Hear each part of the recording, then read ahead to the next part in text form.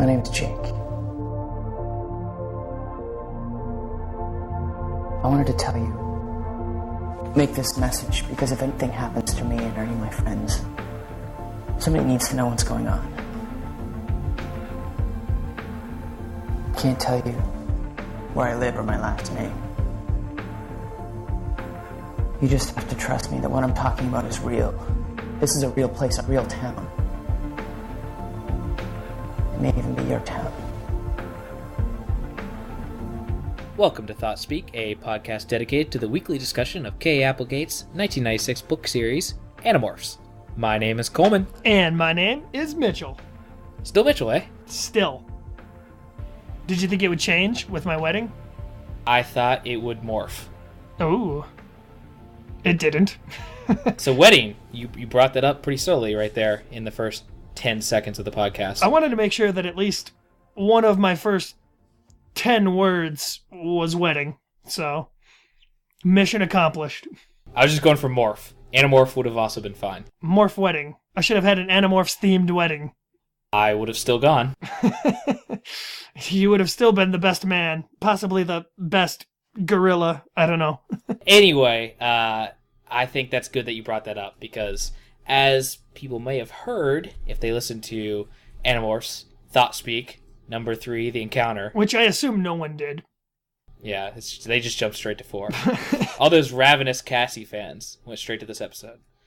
So yeah, that was why we did not have an episode last week. It saddened me to do that. To leave you in the dark, listeners. Me? Oh, listeners, yeah. Yeah, listeners. You didn't leave me in the dark. We had to. I traveled up to the Great White North, Minnesota. It's so great, and it's so white right now. Oh, and I learned you say Minnesota, not with a T, with a D. Minnesota. Yeah, it's not like we try or anything, but it's just kind of how it comes out when you're talking really fast. It's Minnesota. Oh, I know. I perfected my Minnesotan accent while I was up there. I assume it's kind of similar to like a Jersey accent, where you just kind of soften up a couple letters unknowingly. I don't know if it's because I'm from a wooded, rural state as well, but I think Minnesota's accent has a little bit more class to it than New Jersey. Wait a minute, can I say something? If any of our listeners are from Minnesota, man, sound off. Let me know. I want to hear it. I want to hear where you're at. Yeah, Minnesota Wild for the 2014 Stanley Cup. Is that, what is that, like soccer? What, I don't... Oh, you just lost all our Minnesotan fans. No, they're good people. They'll know. They'll know that I don't know anything about sports. So yeah, I made the trip up to Minnesota, and we celebrated Mitch's union to the woman that was in the room, 5 minutes ago. My wife, yeah, not some unknown woman just running through the room here. Yeah, we had a good time. We went to the Mall of America. We danced a little bit. We rode some snowmobiles, went ice fishing on the lake. We didn't do those things, but we could have. Did you post the picture of us shoveling snow onto the website? No, maybe I should. I don't know. Maybe if some Minnesota peeps speak up, really want to hear our or see our snow shoveling pictures. They're pretty terrific. We'll put a link in the show notes. How about that? We'll put a link in the show notes to the Minnesotan Wild northern snowy shoveling thing that we did. I'm gonna tweet it. No, I control the Twitter. Yeah, I know. So please tweet it. Okay, so yeah, that's what we did. Had a great time. Best wedding I've ever been to. So that was actually the reason for the delays for the previous episode. Which is something to point out there. And we actually discussed something a little quicker than recording and editing a normal episode. We talked about possibly recording a commentary track to go along with the first episode of the Animorphs TV show. So we thought we'd be able to maybe pop that off and do it. And I think we could have, but we were really busy with the wedding, so we weren't able to. Yeah, we had a bit more to do, what with the whole marriage process, than I was anticipating. as the best man, I was putting out fires left and right. And I'm talking literal fires. This was a very flammable wedding. Well, you did your best. You did the best you could, and I guess I shouldn't have started all those fires, but... you have to pay back the venue, so it's all you. But yeah, if you would like that in the future, if you guys think that's a good idea to do like a Mystery Science Theater 3000 style commentary track to the Animorphs TV show, those could very well be bonus episodes in the future. Just let us know. I don't know if I want to do like a riff tracks kind of thing, or if we should just straight up review the show episodes.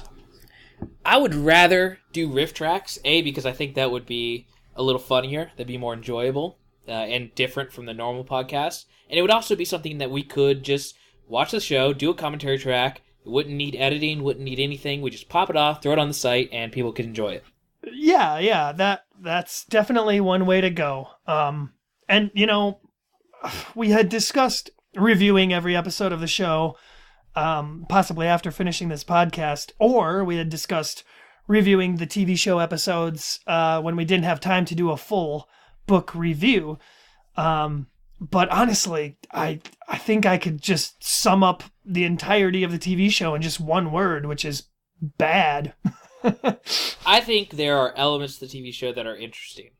It's still pretty bad, but I think Shawn Ashmore and a couple of the other actors really did do a good job in aspects of it, so it might be worth discussing. Yeah, I think it was well casted at the very least, but I don't know. To review or not to review? That is the question that our listeners can answer.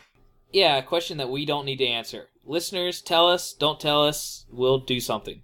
Well, they have to tell us. They can't not tell us, or we won't. If they don't tell us, that's them telling us. That they don't want us to do it? Possibly. They'll have to not tell us. I'm confused at the whole process, but I'm excited to talk about book 4, like I always am. Yeah, you're always really excited before we read these things. I assume you're just pissing yourself with excitement. Well, I do kind of have to pee now, but I'll hold it. Even though the cover of book 4 over here I'm staring at's got this lovely water scene on it. Well, do you want to jump right in? You want to get into our review / summary / discussion?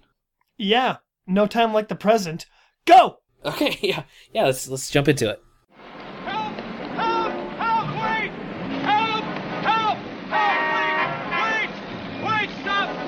Their bodies were now hosts, harboring an alien form of life, a cosmic form, which to survive must take over every human man.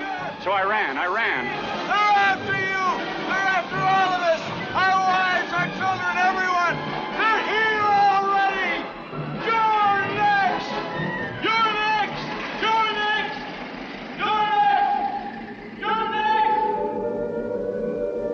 So today we're talking about Animorphs book number 4, The Message. This is a Cassie book, and the cover features Cassie turning into a dolphin. Do we say turning into, or do we say morphing?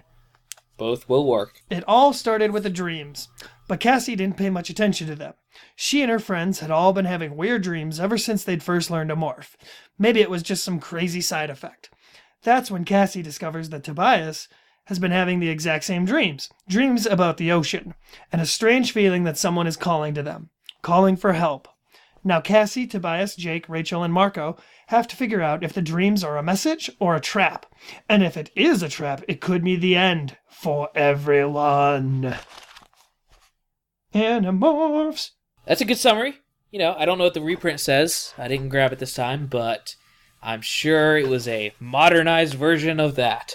Yeah, probably. And if anybody has any of these reprints as we're going up to book 8, I believe, feel free to email us any differences that you found between the reprints and the original prints. Yeah, I'd say that could be like an interesting segment of the show, but they stopped making the reprints. So yeah. Well, thanks, Scholastic. You ruined our podcast. Thanks, Obama. Thanks, Applegate. So this is a Cassie book to start us out with, our first foray into the mind of Cassie.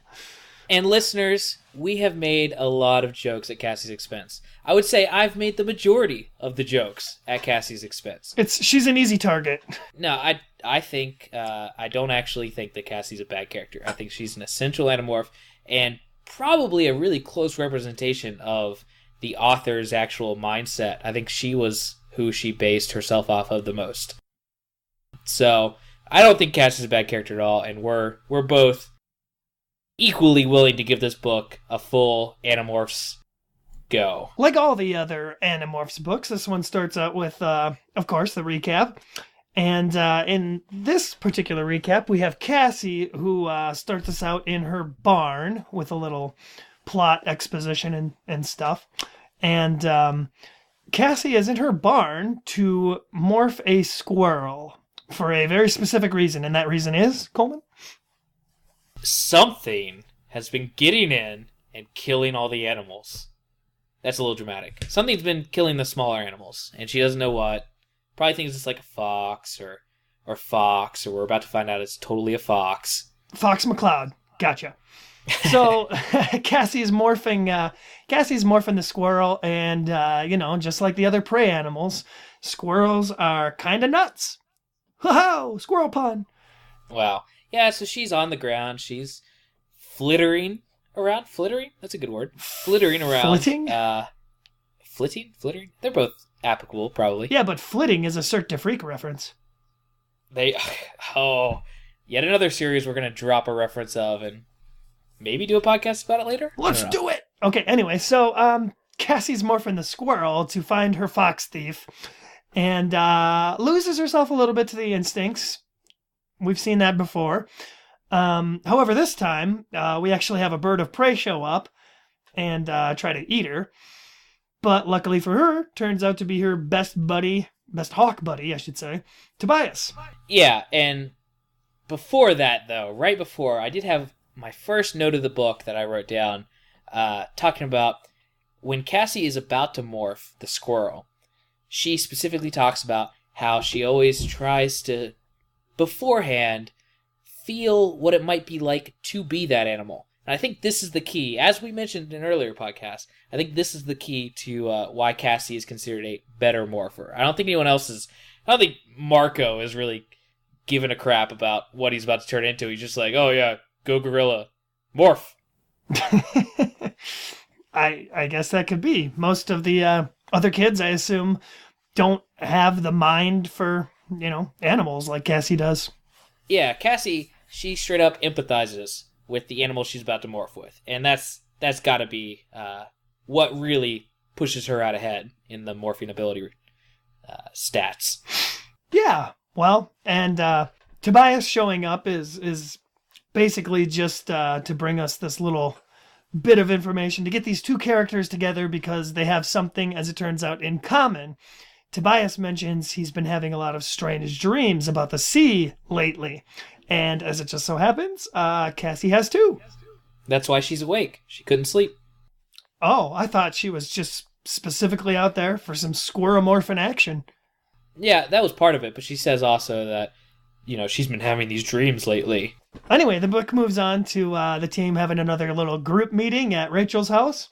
And they just basically talk about dreams, and Cassie doesn't quite tell everyone what she's been up to just yet, but they do a little bit of talking. Marco drops a nice Mr. Rogers Neighborhood reference. And a Baywatch reference, which... do you think they changed those in the reprints? I don't know, but reprint readers, please let us know. That would be terrible if he changed... Marco joking about Baywatch that's an essential part of his character to me. What if in the reprints they changed every reference of Marco's to Letterman? What if they changed it to like Leno? Wouldn't that just be crazy? Oh man, what if they changed it to like Conan? That would be so much better. That would be. I would love that. Yeah. Anyway, yeah, so while they're meeting in Rachel's room talking about their dreams, how it might affect the group, if there's possibly a mission in there somewhere, Cassie looks around the room, her best friend's room, and she notices some quotes on the wall. I just wanted to bring up the fact that she makes she makes a point to talk about how Rachel used to have these kind of cutesy sayings on this pin board on her wall that would say, like, hang in there, or be strong, or how to be a good person. And now they're all, like, war references and quotes from Sun Tzu. And that's just great. That's why Rachel's one of the best characters. She is already way into this. Yeah, we get a lot of background information, a lot of just character information, stuff like that. I think she even mentions, Jake is yay high and this color hair and super cute and I like him. Yeah, this is where she flat out says, like, she hints at it in the first book, or at least Jake does, and this one she's gung-ho telling the audience, oh, I'm totally into Jake. Marco's cute, but he's not my type. Yeah, oh, poor Marco. Everybody says Marco's cute, and no one goes after him. Not yet, anyway. Anyway, that leads to Jake, who masterminded this meeting and this plot, I assume. He brings a news clip, I assume VHS style, of a guy, an old man, finding a piece of Andalite wreckage on the beach. Yeah, well, I guess nobody knows it's Andalite wreckage, but Jake knows. Jake mentions very specifically that while he was in Elfangor's spaceship in the first book, he noticed a lot of the writing, and he thinks the symbols match up. So they've got pretty good reason to suspect that this is Andalite ship wreckage. Yeah, and then Cassie and Tobias pass out. Yeah, instant coma here for some reason. And Cassie wakes up, and Tobias also wakes up. He goes a little hawk mode for a second, and everyone's kind of worried, but he snaps too. And it's a good thing that Tobias wasn't trapped in like a tiger morph or something. He probably would have killed them all right there. The team awakens and reveals that they, of course, had some more dreams about the sea. Yeah, this is just where they had probably their strongest vision because it affected them while they're awake, and everybody else kind of says, oh, I felt something too. Tobias even specifically says it's like a distress call from somewhere out in the sea. And, that's enough to convince them that it's an Andalite somewhere in distress. And the consensus between the entire group is that they should at least investigate this further. The group goes to the beach at night. I don't know why at night. Oh, because they thought, I guess, that no one else would be there. That was their reason for going at night, I suppose. And, probably don't want to bring attention to themselves as a group. Yeah, that's true. But as it turns out, nothing's going on there. And they start, I guess, to discuss and wonder why Tobias and Cassie are the only ones to have the dreams.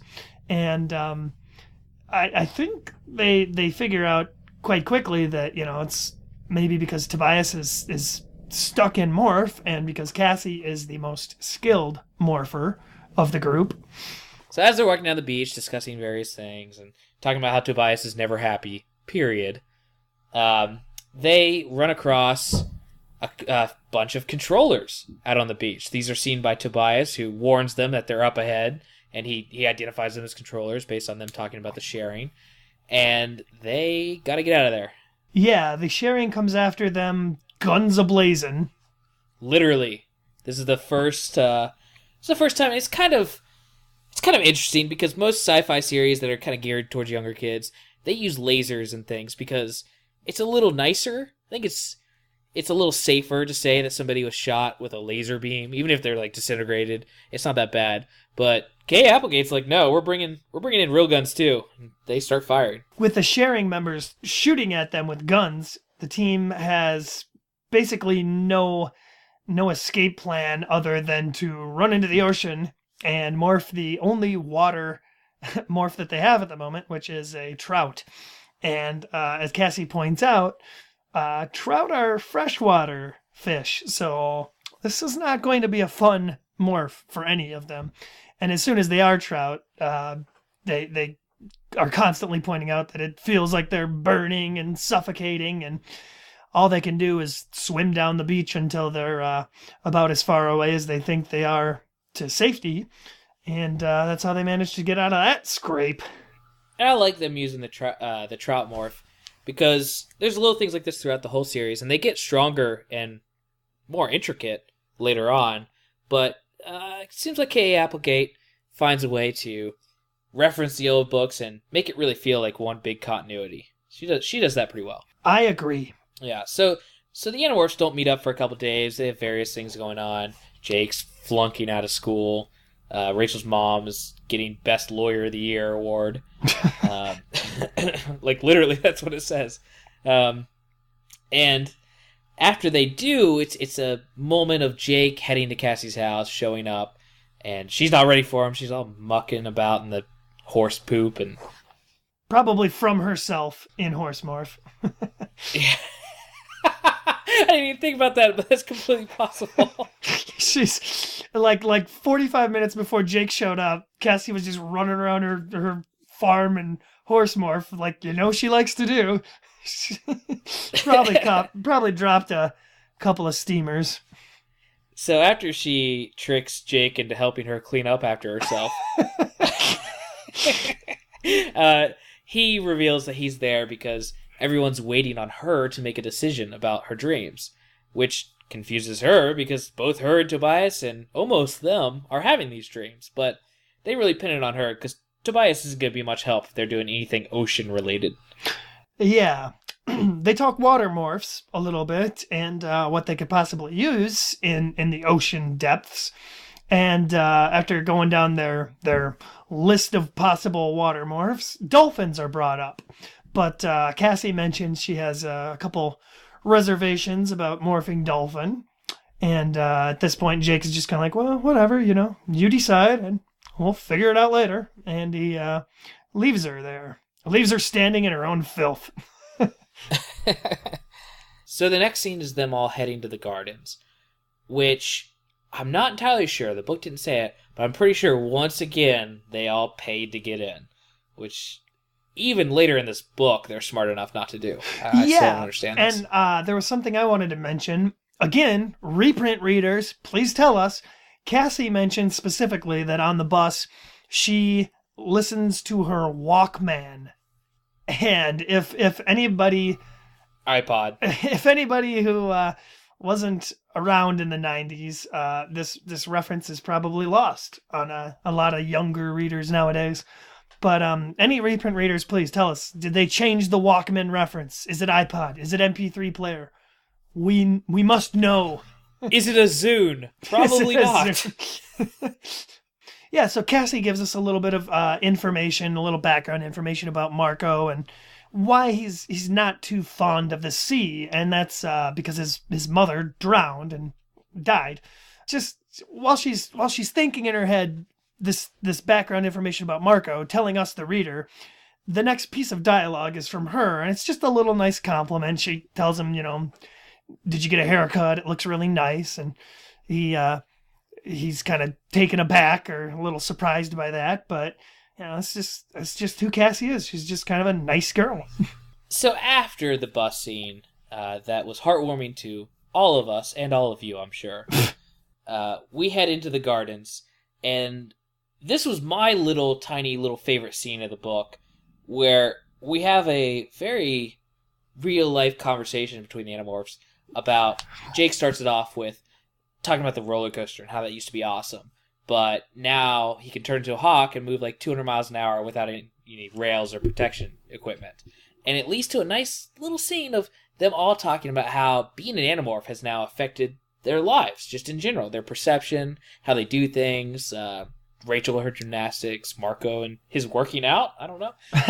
Yeah, and we're only on book 4. Imagine how much change they still have yet to go through.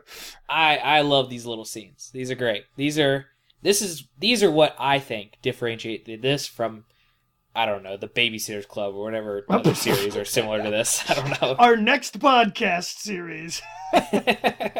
We'll do the Hardy Boys. It'll be awesome. Yeah, and so it's at this point when the book turns into another National Geographic on dolphins, and everyone just proceeds to geek the hell out about dolphins.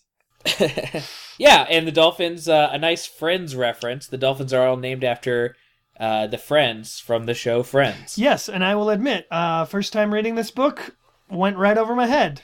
Oh, yeah, I had no idea.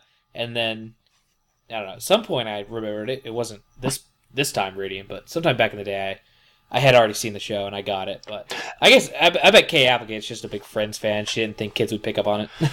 Could be. Or it could be that they needed 6 dolphin names. Why not the Friends? Yeah. But everybody acquires a dolphin, even Cassie, who's dragging her feet, not wanting to morph dolphin at this point. Yeah, we touch on the first part of a long-running theme throughout this book specifically. Cassie kind of wondering ethically about morphing something that is considered almost sentient. She had no problem with letting Marco morph gorilla, though, even though gorillas are like genetically, our cousins and all that. Well, I mean, it's like we would be closer to chimps. Gorillas are pretty different from chimps. Still, primate family. I don't know. I think if she's worrying at this point about ethics and morality, you might as well just include primates in that equation. Yeah, I mean, she didn't have a problem with Marco, or maybe she did have a problem. She led him straight to the cage and was like, "Here you go. I'm not gonna morph this dumb ape." Oh, what can I say? Cassie's a hypocrite. We cut to Cassie having another dream, and she specifically mentions it seems like it's getting a little bit weaker. We can assume that either he's hurt or something's happening to him, that it's getting weaker, and it kind of gives her the motivation to push forward and tell them, yes, we need to go on this mission. Time's running out. And the group meets up at the river to try out their dolphin morphs. Cassie specifically goes first. It's a little different being on this side of the Cassie mindset of them wanting her to try out a morph, because she's just in her mind. She's like, "Oh, you guys are all good at morphing." Right. Oh, and I'd like to point out that Tobias is finally he's given a little task to keep him relevant to the plot and to the team. They outfitted him with a small watch, and he is going to be their official timekeeper tracker of her. So Tobias is going to be the watchkeeper, which they've needed. They don't have any way to keep track of time themselves when they're morphing dolphins. And Cassie's already full-flung morphing the dolphin in the river, ready to go. And they're all just wary, waiting out. What's going to happen? There's going to be prey instincts. There's going to be something completely different because they haven't done any kind of sea creature like this before. And what does it evolve into? Cassie just wanting them to all come play with her in the water as a dolphin. I guess dolphins are really into playing. Who'd have thunk it? Yeah, well, yeah, they frolic all the way down to the ocean from the riverbeds. Yeah, and as Tobias points out, they waste 45 minutes just swimming around playing.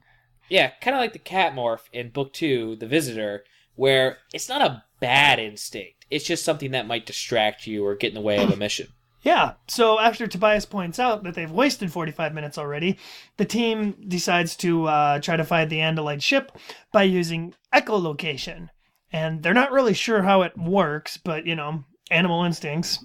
Yeah, they just start firing them off and discovering what they can see through this new sense, or whatever you want to call it. Turns out what they can see is a swarm of sharks. Attacking a great one. Oh, sorry, whale. Yeah, the sharks are attacking a whale, and Cassie right away decides to jump on in and try and save the whale. So everyone is pretty much flung into this conflict, and everybody attacks a shark. And Cassie is lucky enough to actually damage a shark just enough to make it bleed. Without that, they probably would have all died. Yeah, against Tobias's wishes, they get into this fight with sharks, and they do an okay job. I mean, they get a little scared realizing that, oh wow, these are incredibly dangerous creatures, and we're not even to the mission yet. We're about to, possibly get hurt or something. But they scrape by, and they're feeling okay about saving this humpback whale. They're feeling okay about it until the sharks all swim off chasing the one bleeding shark that Cassie managed to wound, and Marco comes bobbing up in the water with part of his tail ripped off. Hey guys, I think I'm hurt. Yeah, this is really dark, actually, if you think about it. I mean, this is a kid. This is the first of many incredibly detailed and gruesome injuries of the animals that they're morphed into. Yeah. And the equivalent, of course, is Marco, Kid Marco, human Marco, with half his torso ripped off. Yeah, well, I mean, it's like half his tail is like hanging by a thread. His legs, his legs are coming off at the waist. How about? What? Oh, well, yeah, if you're going to... I didn't know you were equating it to his actual form. Yeah, that's basically what it is. I mean, it's a kid who's seriously, mortally wounded. I mean, he would die if not for the fact that he is barely able to morph back in time to save his life. If it wasn't dark enough, just this horrible injury to this person we've come to know, there's a line where Kay Applegate has him talk about not wanting to die like his mother. What are you doing to us, Applegate? Oh, yeah, it's pretty crazy. That's some dark stuff. Yeah, so this is actually kind of a big scene, because this is where they discover that morphine will heal any wounds that you receive while in morph. The only collateral damage is the nightmares that it'll induce afterwards. Many, many nightmares. Well, Marco is lucky enough to demorph in time, although he's got another problem. He can't swim, of course. But luckily for him, the old humpback whale that they just saved gives him a little lift. And here is kind of one of the bigger problems that I have with this book. You talking about the psychic whales? No, just the fact that this whale, they're able to talk to the whale. And talking to animals, that would kind of be a game changer, really, for the rest of the series. And as far as I can tell, as far as I can remember, it's not really brought up anywhere else in the series, save for one instance that I can think of, but that's a stupid instance, so I won't bring it up. We're not even talking about a game changer for the rest of the series. We're talking about a game changer for the scientific community of Earth. Right. Well, I just think that, the kids as animals are not able to talk to other animals of the same species or of different species. I don't know why dolphins are talking to whales here. I don't think it was a matter of this being something they could do, like they could go talk to Jake's dog if they wanted to. I think Kay Applegate was adding in a little more sci-fi into the series by saying that these cetaceans, these dolphins and whales, have not necessarily abilities, but they have communication ability, or they have a way of communicating that we can't even conceive. It's possible. We already know these animals are intelligent, and more intelligent than most animals like them. And it's possible, we didn't know about echolocation until we started picking it up on sonar and stuff. So maybe they do have a way of talking psychically to each other in very, very, very basic, rudimentary language. I don't know what it is, but I don't like it. And I mean, this whale is giving extremely complex, specific information. I mean, stuff that, I don't even get talking to my wife. It's like, the whale's telling him about, his past life and his mates and all the battles he's seen, and it's just too much. I can't believe this. This whale would also make a terrible Animorph. I guess so. Except we don't learn its last name. So yeah. Or its real name. But moving on, this whale gives Cassie a bunch of images and feelings and whatever it's doing, and it gives them kind of a big hint to what they're looking for, where this Andalite might be. And it definitely helps Marco heal up and let him remorph so that they can head back to shore and survive another day. Thanks, convenient whale. Well, let's just say the whales are going to be Deus Ex Machinas in this particular book. That is true. So the next day, Cassie goes to visit Marco at his home, which is cool. We get to see a little bit of Marco's home life, especially with his dad, who is, at this point in the series, not very impressive. Well, did you read the book? It's sad, because Marco's like, he has to tell his dad to put on a bathrobe because his dad just can't even put on clothes anymore. He's that depressed and lazy. Yeah, sucks to be his dad. Yeah, sucks more to be Marco. Cassie comes to apologize, basically, for almost getting Marco killed, and kind of just, for being a terrible freaking decision maker. Yeah, and Marco turns it around. He's not so much oh, thanks, Cassie, I really appreciate it. He's like, no, I made the decision to go out there. I'm against this whole Animorphs thing in general, but I'm the one who went out there and got hurt, and it's not for you to apologize. You're taking that away from me by apologizing. Oh yeah, he gives a great Batman-esque speech on fear, and he basically admits he can't stop fighting just because he's scared, and he needs to keep going. Yeah, he also drops the next bit of exposition that's going to move the plot along, talking about treasure hunters and how there's some research that's going to be done out in the ocean coming up on this weekend, and obviously that's your cover for them being able to search for this Andalite ship that is out there somewhere. Yeah, a lot of buzz currently surrounding the ocean. Yeah. So meeting number 2 at Rachel's house, for those who are following along, where they go over this mission they're about to jump right into. Yeah, and my only note was that it was quite funny. Marco does a lot of putting the situation they're currently in into light in a funny way. And I think this is one of the best ones. I actually wrote the entire thing down just to read on the podcast because I think it's pretty funny. So Tobias makes a joke about how weird their lives have become, and Marco starts off and says, "Weird, Marco crowed. The talking bird wants to know if getting information from a whale that you've just saved from sharks by turning into dolphins, you're suggesting that's weird?" It's just, it's right. These little recaps that he does are hilarious, and that's one of the best ones.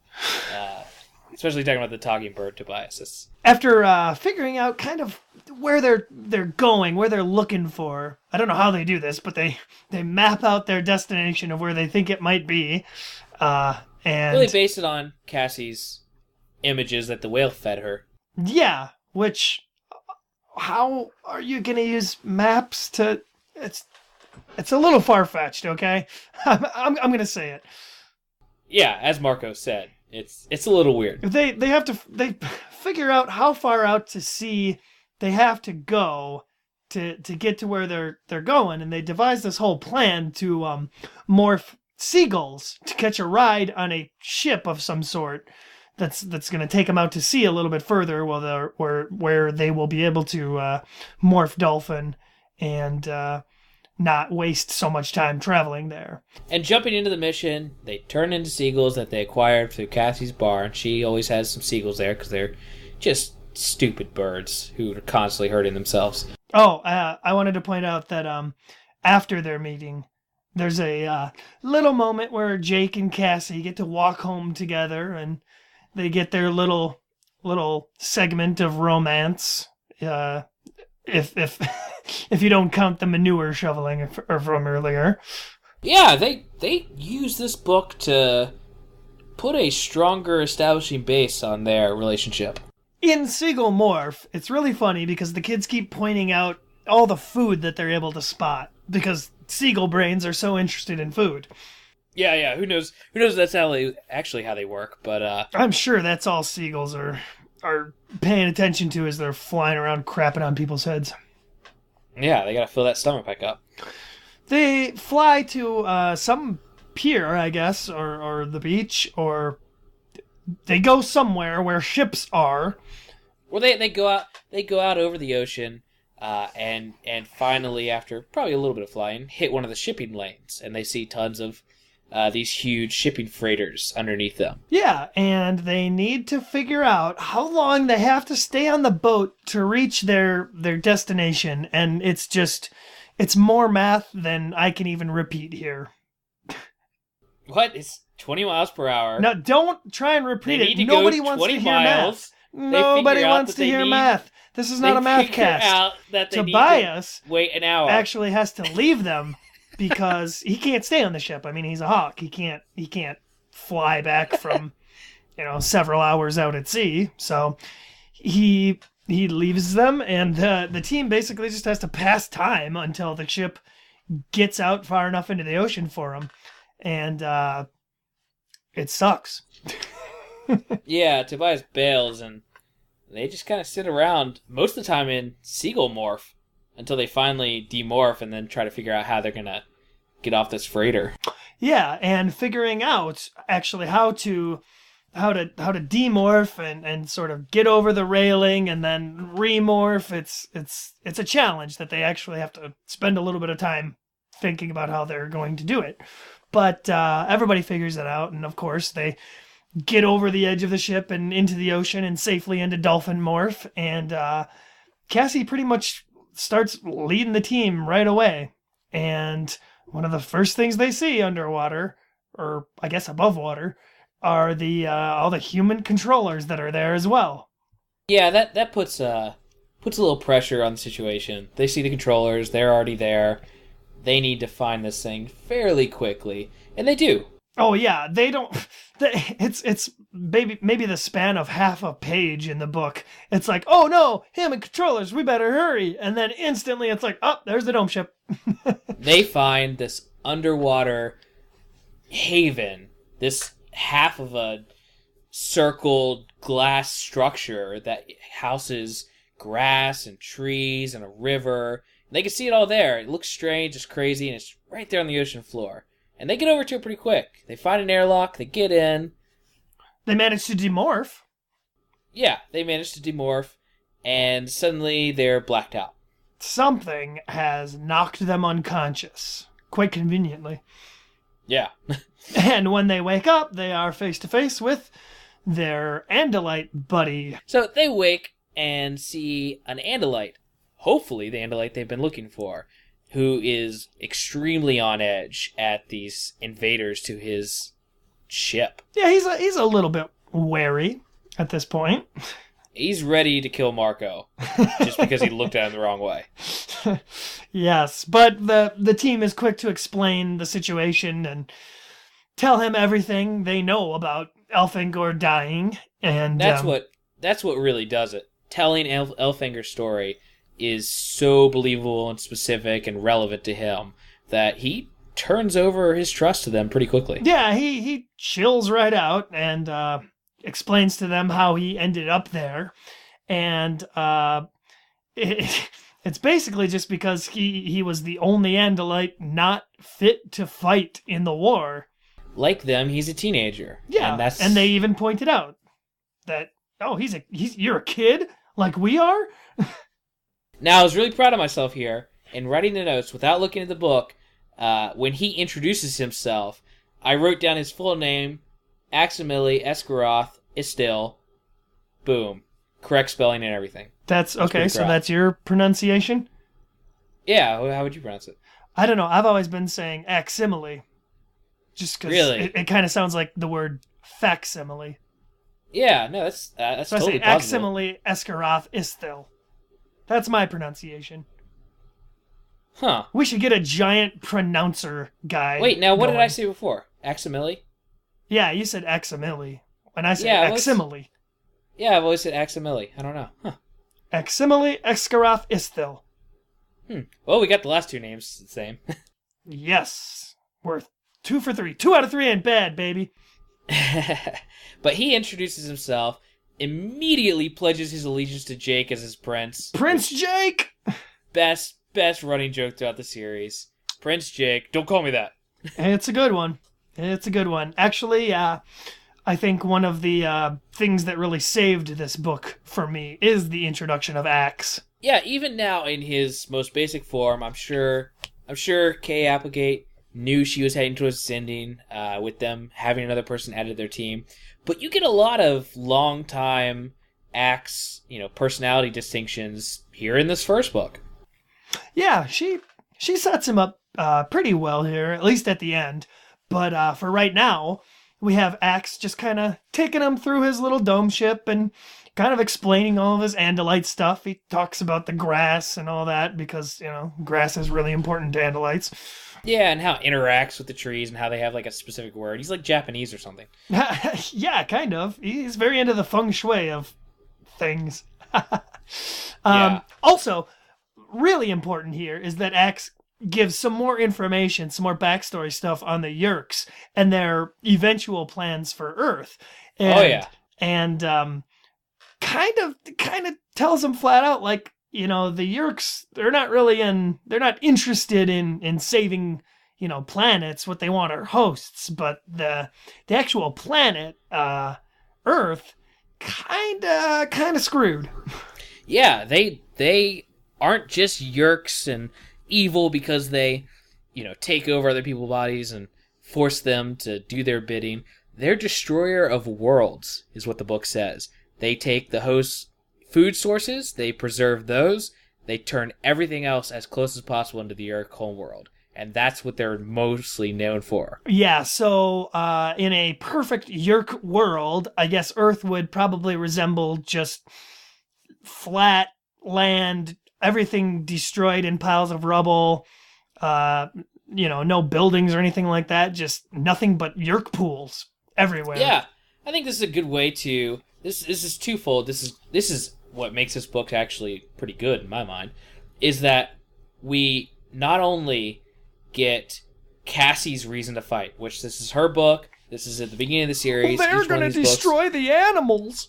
Yeah, each one of these books represents, they're getting into the fight and being dedicated to it. This is Cassie's reason. Everything she loves in the world, animals, the earth, the forest, the plains, the oceans, it's all going to be gone. Even Captain Planet. Especially Captain Planet. Also, Heart, the little kid who had the heart ring, totally Marco. Looks exactly like him. That's who I picture when I think of Marco. Oh, nice. But anyway, and the second thing that this does really well is it completely makes the Yerks like the old cartoony villains, but somehow like really realistic at the same time. They're just doing this to, make the world like their world. That totally makes sense as an invading alien species. But it's also like, oh, but the Earth is in danger. It's doing that classic villain role. So just dual-layered good writing. Way to go. Yeah. X also mentions probably the most important piece of information to come out of this book, that the remaining Andalites that are going to be coming to help Earth probably not going to be arriving for a good 2 years. And that's going to be problematic for everybody. So it's time for the team to pack up and move on out, because the the controllers have started to invade. They've started dropping depth charges on the dome. Yeah. So it's time to go.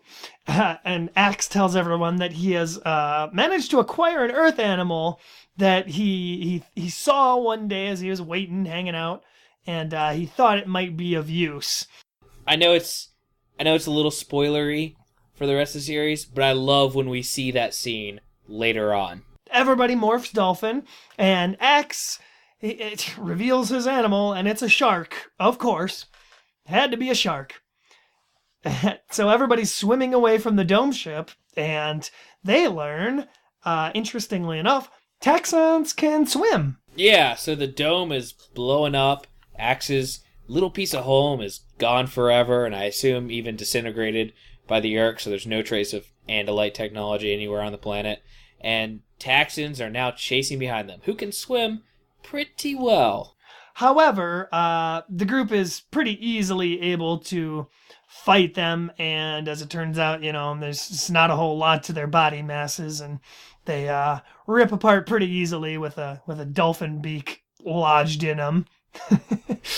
Yeah, it's not a hard fight, and even Rachel's a little shaky just because she wasn't probably expecting to fight in dolphin morph, but they're feeling a little confident. They're good. They beat the Texans. What else could go wrong? Well, before what goes wrong, let's reveal what goes right.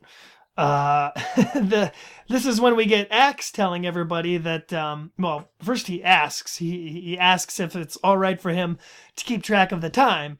And, everyone's obviously like, yeah, totally do it. And he reveals that he's kind of just... Andalites have that ability to naturally keep track of time. Taking away the brand new job that made Tobias relevant. Yeah, relevant for one scene, really. And, now this is Axe's designated job. He's already he's stealing jobs already. Those aliens stealing our jobs. They took our jobs. While escaping, everybody can feel this huge creature, the presence of this big creature in the water with them. And right off the bat, they know that it's not anything from Earth. And I think somebody points out, did somebody just see the Blade ship go by? And that's when you know you're in for some trouble. Yeah, of course. Of course, Visitor 3 shows up. He's, which makes sense. I mean, we learn throughout, while this invasion is big for this town, most of the central leadership of the Yeerk Empire, at least involved in the Earth invasion, are in whatever town this is. So I guess it kind of makes sense that Visitor 3 would show up at every mission they, try to pull off. Well, yeah, that and, Visitor 3 he's the big bad of the series. I mean, it's going to be kind of interesting when we get a book where we don't have him to deal with. Yeah, no, it's great. He's there. He's in a new morph. And this one's actually pretty terrifying. I mean, they don't see it right away. They're swimming and swimming and swimming, trying to get away from it. But it is continuous. It's like the wolves in the last book. Does not tire, doesn't need to rest. Dolphins, not so much. It manages to, I think they say that it propels itself through the water basically by absorbing some of the water and shooting it out kind of like a jet. And it can do this, continuously. So it's definitely not going to tire out. Real quick, X names the creature as a Mardroot. I think I'm pronouncing that right. Mardroot? Probably. It's a made-up word. I think you'll be okay. It's a Mardroot, and it's actually from one of his own planet's moons, which kind of ticks him off, peeves him out a little bit. I mean, it's like Visitor 3 if you were to, finally use that tiger morph that he's been admiring for some time. Tiger/cat morph. But so do you think he acquired that pre-Yeerk or post-Yeerk? Probably pre. I would say that was probably the host body's morph, just because I don't know how likely it is that Visitor 3 could have popped on over to the one of the Andalites' moons without them, blasting him out of the sky. Yeah, especially during wartime. Yeah. So, but we do get a great line from Axe, and Cassie notes this as well, that when they're trying to figure out more about this creature, Axe is like, "Oh, well, they only mentioned it once in school, and I wasn't paying attention." Yeah. Also, a recurring joke throughout the series. Yeah. Now we have the team trying to outrun Visitor 3 in his Mardroot morph. And, as they point out, it never tires, and they are. And the whole time, Visitor 3 is just goading him on. He's like, I'm going to get you, Andalites. I'm right behind you. Here I come. Oh, you're going to be tasty. But, they have to fight the urge once again to talk back to him. And yeah, and pardon my French, but when Visitor 3 is talking to them, Axe loses his shit. Go on. He is scared senseless. Like, when they tell Axe, like, look, we've dealt with him before, he's really scary, but we can get away from this. Axe is like, no, he's gonna kill us all, he killed my brother, he's gonna kill everyone. Yeah, well, at this point, you gotta remember, Axe is probably, I don't know about starving, because I'm sure he had enough grass to eat on the dome ship, but he's not doing well health-wise, and that's probably affected his mind a bit. But yeah, first encounter with Visitor 3, totally normal to be scared shitless. Yeah, and he's never even been in a battle before. This is the kid who was left behind in the park, basically, to let the big boys go and fight the war. I think it's fair to say that he's not ready for this kind of action. Not even a little bit. So, as the Mardroot gets closer and closer, and it's hundreds of little fins all over it, as aid its womp womp womp, swimming style, they're starting to lose confidence in their ability to get away from it this time. I mean, I don't know if they think Visitor 3 is finally capable of getting to them, but no, it takes a while for them to realize it. But yeah, they're not getting away. And they're pretty much their only decision at this point is to turn around and fight. Which they do. I mean, Rachel's not even all that gung-ho about it. I mean, they're just going to turn and fight in fairly weak morphs. These are not battle morphs. Axe has a little bit of fighting capability, but not against this huge bag creature. No, it's heavily insinuated that they are basically turning around to commit suicide at this point. I mean, nobody thinks they have a chance of actually, hurting him or doing anything. They all just kind of assume they're going to die, but they'd rather die fighting than fleeing. And like the classic plays of old, the God in the Machine arrives. Yeah, my other problem with this book, everyone's saved by whales. That's it. That's the end. Whales. They show up. They save them. That's it. Pack it up. Take it home, boys. That's all you need to know. Whales, not even the same kind of whales. As you pointed out, they're like a sperm whale and a humpback whale. And 2 sperm whales and 3 humpback whales. Yeah. Working together, making the oceans a peaceful place. Ocean police. They show up and just, I guess, start slamming into the Visor. And, what kind of weapons does what kind of natural defenses does this Margard have? I mean, what was he going to do? Just eat him? Because he doesn't defend himself in any way from these whales. It literally describes him as like a bag. So he's like some kind of like jellyfish creature with a ton of little fins. I'm not sure how that was going to hurt them when they fought him. He was just big. He was just really, really big. My assumption is that maybe he wouldn't even kill him. Maybe he would have just like tangled him up in his body and waited for the swimming Texans to come, pull them all out or something. No, maybe Visor 3 actually knows quite a bit about animal physiology at this point because he's so scared of these guys that he was going to try to suffocate them. Could be. Who knows? Either way, we never get to find out because stupid whales show up and save the day. To be fair, this is a continuation of the plot that's already been established. The plot that I already hate. Yeah.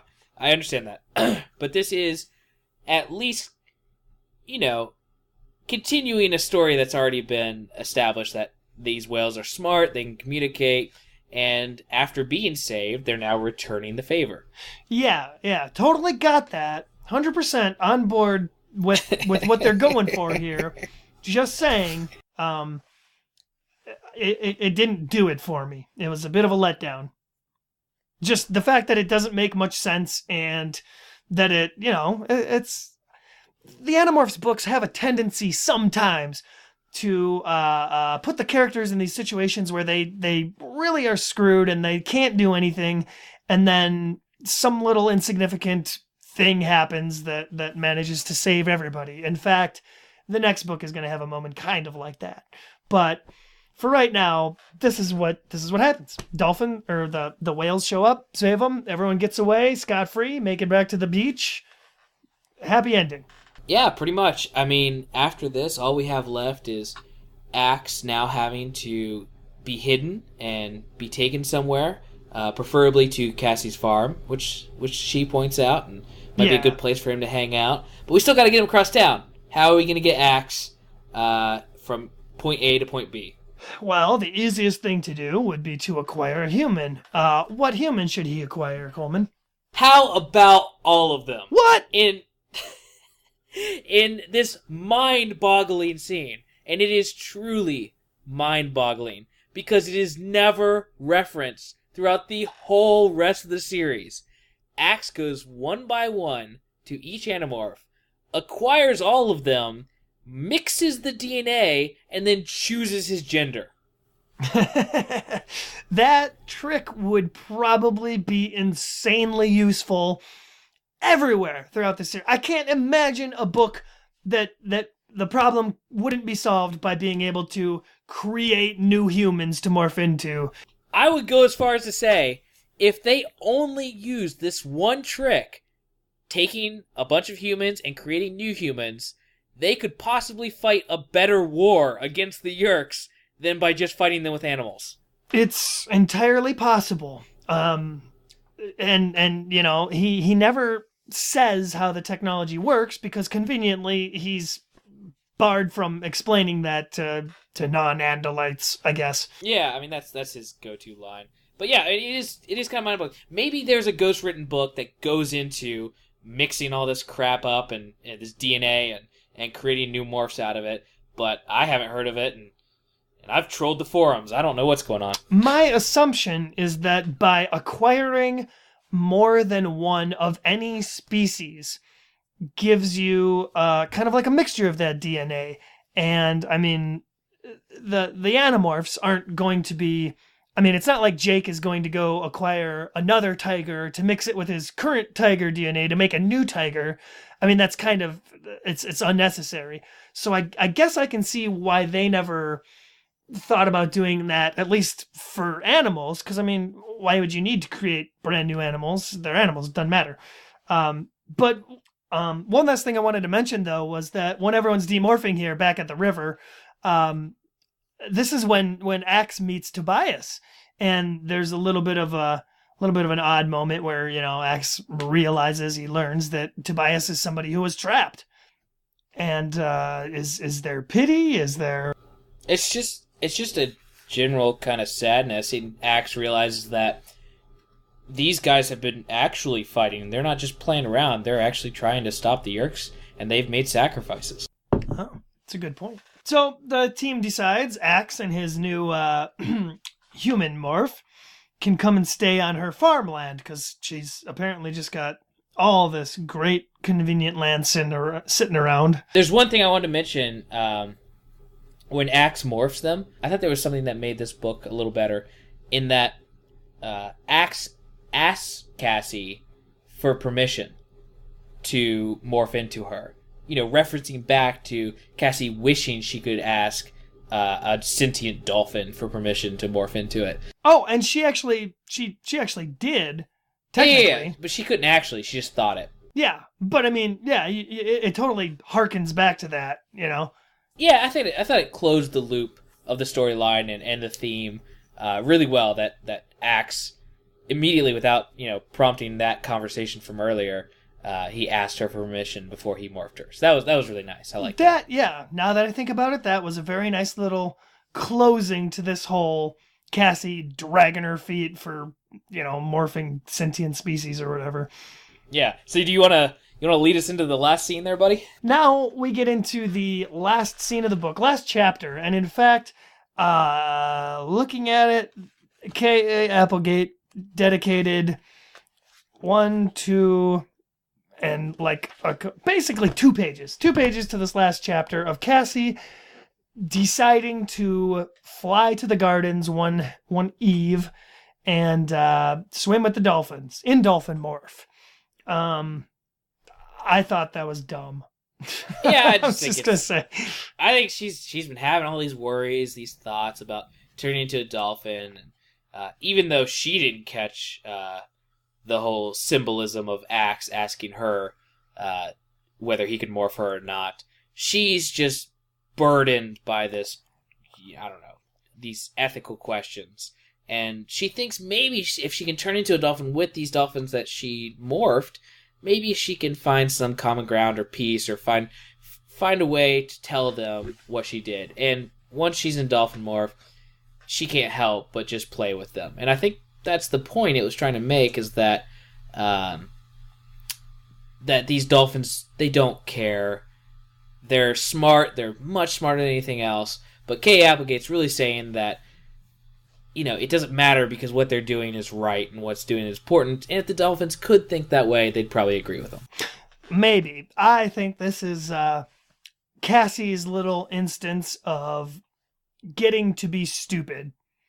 No, it is. It's her moment of weakness to use her powers for self-gain. Because we've seen most of the characters, at least Rachel and Tobias, acting kind of selfishly with their morphs, and Tobias freed the hawk from the car commercial dealer guy. Rachel's she's morphing left and right, trying to scare off random people in the streets. Marco, I'm sure he's Marco. He's got to be morphing gorilla in his bedroom or something. No, I disagree with you completely. Just because even though Marco goes along with the whole second book attacking the rednecks thing, I think Marco and Jake are the only smart ones who kind of they take this pretty dead serious. They morph only when they have to morph. That could be. But the ending of this book gives us Cassie's little instance of selfishness of, oh, I'm going to screw the team. I'm going to fly to the gardens at night, morph dolphin, and just swim around. Why? Because no other reason that it'll make me feel better. Although, to be fair, she is the only Animorph up to this point to realize she can just fly into the garden. She doesn't have to pay. Besides Tobias in the second book, but he was just moping about it. That's true. Well, maybe in the next book they will take that message to heart. I hope. I'm just waiting for that. Just start breaking into places. That's what being an Animorph is really about. Yeah, really, when you get down to it. Pretty much. That wraps up book 4, The Message. Yeah, it's pretty straightforward book. Pretty straightforward plot. I would agree. Would you like to begin the reviewing process, sir? I will. I will review this book first. So, in general, I like this book. This is a book I fondly remember. Out of all the Animorphs books, I remember this one pretty well. Whether that's because it's ocean themed, I'm a big ocean person. I wanted to be a marine biologist when I was younger. Or whether it's because there's a lot of elements that I can relate to, like going to a SeaWorld-like environment, seeing dolphin shows, the whole Axe introduction, and everything to do with the last third of this book is pretty great. I mean, that's all exciting and really great. I mean, I do agree with what Mitch is going to, I assume, start yelling into his microphone about. I do agree that the whale thing is a little... I don't think it's dumb. I don't think it's as stupid as he's going to make it out to be. I just don't think it really fits in with the tone or the somewhat realistic nature of this series so far. But I can see how Kay Applegate might have just thought it was more of, just an element to the world that we don't know anything about. So it's possible. Who knows? Maybe whales do speak to each other. They do have a language. They do sing to each other in different ways to communicate different things. So this is really just taking this a step further. I'm a big supporter of the cetacean community and stopping, the hunting of whales and dolphins and everything. Go see Blackfish. And I can get on board with some of those ideas, even if they are a little unrealistic. But, so with my review, I will give Animorphs number 4, The Message, a final rating of 3 out of 5 Enos or Morphs. That's my rating. Explain. No. You, dear listeners, will have to dig into your Animorphs number 4s and see what I'm referencing. I'm not going to do that. Nobody's going to do that. Someone might. I read the book and I'm not even going to do that. Whatever, that's my rating. All right, I'm going to give mine, and it's going to be short and simple. I'm going to tell you what I liked, and I'm going to tell you what I didn't like. And what I liked, obviously, the introduction of Axe. Best thing to come out of the book, hands down. Introduction of Axe. Besides that, it's just good that we get a lot more of these little moments between all the characters. It's all this great character development. It's still, good and crucial in plot building at this point. We like you mentioned, when they're at the gardens, we get little snippets of how their lives changed now from just being an Animorph.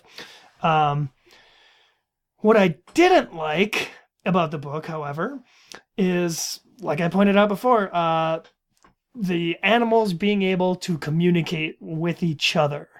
Just didn't make a whole lot of sense to the continuity of the book, to the continuity of the series, I should say.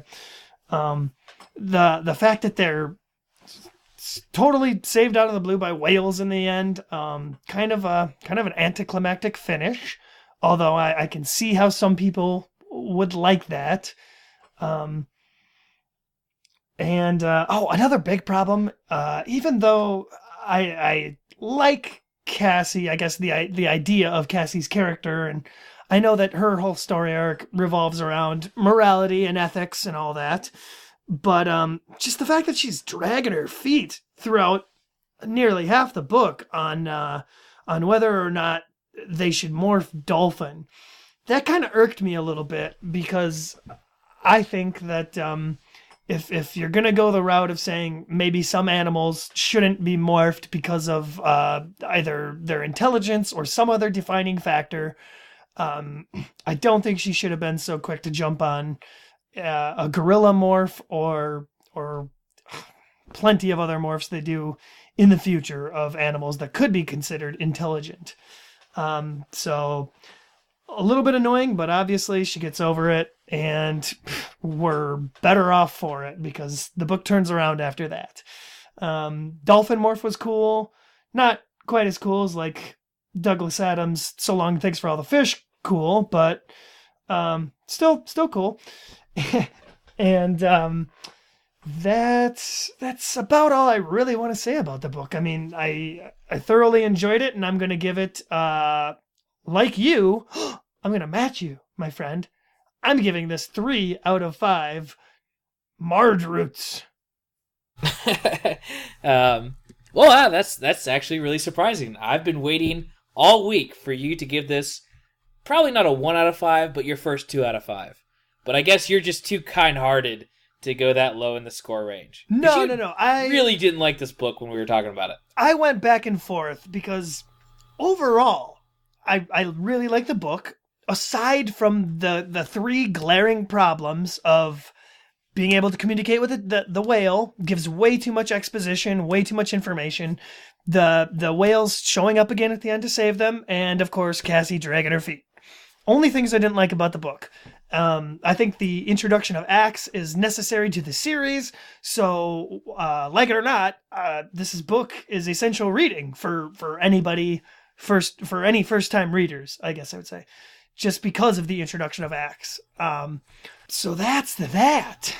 Yeah. So, listeners, Mitchell's rating system officially starts at 3. That's what we found out in this episode. No, nonsense. This is, like I just told you, man. I still enjoyed the book.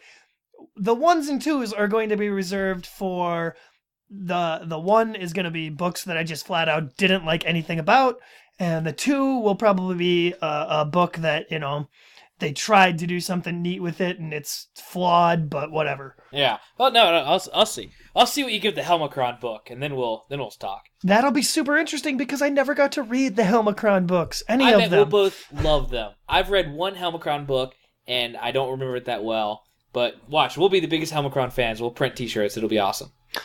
Yeah, I think I figured it out around book 23 or so. It's after the David trilogy and after the Tobias book. Or actually, no. The first Helmacron book is the point when I stopped reading the series. So, yeah. That'll be interesting. Wow, that'll be like super I don't know. I can't wait to get to the other books. It's like, oh man, it's gonna be like Christmas. It's like all this new Animorphs content that I've never seen. It's gonna be amazing. Also, I might as well point out, I think the next book, or I should say, the first book that I skipped, I think is the next Cassie book. Yeah, me too. I didn't read that one either. Yeah. So. Hey, well, let's wrap this up. We got good stuff here. I will say this week, no emails. What's going on, guys? We need feedback. We need. Wait, whoa! I thought we got an email. If we're. Or no, we read that in the last show. Yeah, we need to be told if we're doing a great job, if we're doing a good job, if we're doing an even better job than we're thinking. No, I don't want to hear that. I just want to hear people sounding off about their reprints. Yeah, no, we want to hear from you guys. We want to hear what you think. What did the reprints do differently for those who have read them? Tell us everything. Communicate with us. Furthermore, I would like to know what everyone else thinks about the whole whale conundrum, I'll call it, in this book. If you think that it worked and you liked it, let me know why you're wrong.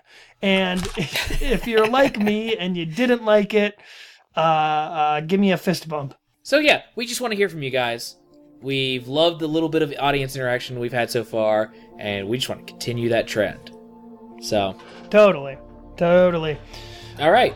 Well, thanks for listening to another episode of ThoughtSpeak. Join us next week when we review book number 5, The Predator, which I'm really looking forward to because I've only read once. I know that for a fact. It's one of the few that I've read once, never returned to.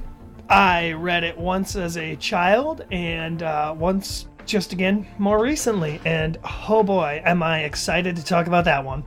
Yeah, if you enjoyed this episode, you can keep up with the show by liking our Facebook or following us on Twitter @MorphCast. You can send us your questions or comments by emailing thoughtspeakcast@gmail.com. And please do. Yeah, rate the show on iTunes and Stitcher so more people can find out about it and join the conversation. Oh, please do that too. Oh, absolutely. We've gotten some good ratings so far, so, go ahead, rate away. We're prepared for it. But, so, yeah, that's our episode. We will see you next week. Have a good one, everybody. This is Coleman. And this is Mitchell, the cool one. Bye, everyone.